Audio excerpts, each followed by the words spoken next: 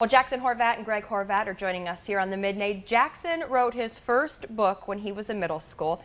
He's now completed a second book that's going to be published, or is published rather, and this weekend at Barnes & Noble, he will have a book signing where folks can stop out and meet him on Saturday. Let's start. You said you were just in middle school when you started tackling this first book. When did you ever become interested in books, or was it a lifelong interest? It's definitely been a lifelong interest. I would always write like little stories of like with other characters from like other stories, but then I finally got the idea from my parents to like write my own stories with my own characters, and I just sat down and decided to write my own book one day. How long did it take you to create that first piece of work? The first one I started writing when I was about 13 and finished over the couple summers, and then I was 15 when it ended and we got it published. So what was the first book? What did you want to include? How did it kind of progress into what it is now? Because the second book, you say continuation of that first one. Well, the first one, it's about the main character. His name is John Weaver, and he finds out he's part of this ancient group of sorcerers. And the first one kind of involves like his personal journey and how he deals with everything. But then the second one will delve further into a war that they have with their enemies known as the Vanishers.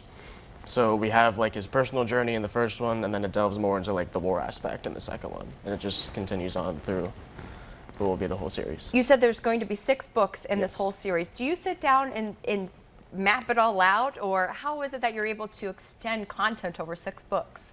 Well, I have like a basic idea where it's going for the 6-book arc, but for each one I make sure I have like a full outline of each chapter, and then I'll write it from that. But I mean, I know where it'll end, and I have like the basic plot line through each one. How do you dedicate time to do this? I mean, summer may be easy. I don't know if you hold a job, but I mean, you got a workload, you got homework. When do you find time to write a book?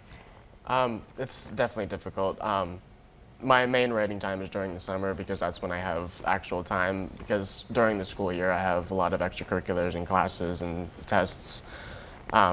But during the summer is definitely the time I actually sit down and get most of the writing done.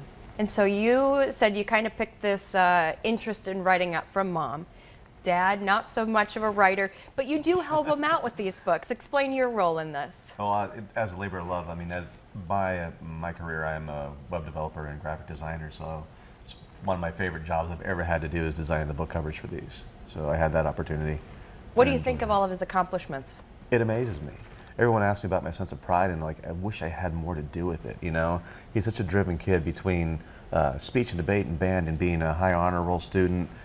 He's a phenomenal student, a great big brother. Yes, if he had his job, it's primarily watching his little sisters, and he does a great job of that too. And somewhere between all that, he finds time to write hundreds of thousands of words.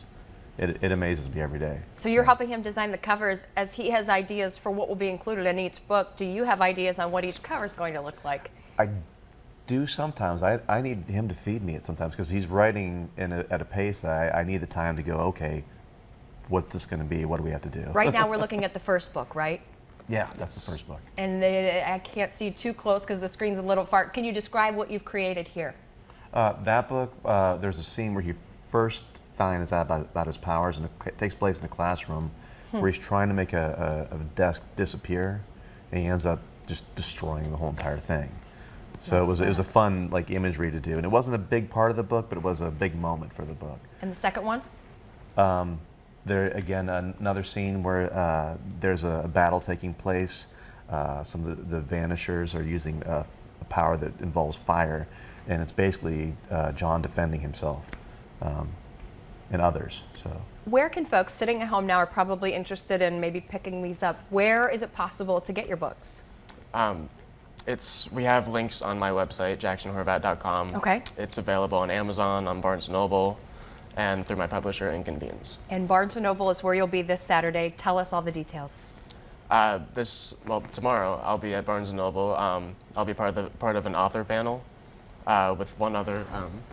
What was his name? his name is escaping me right now. It's basically what they're doing is they're called their B Fest.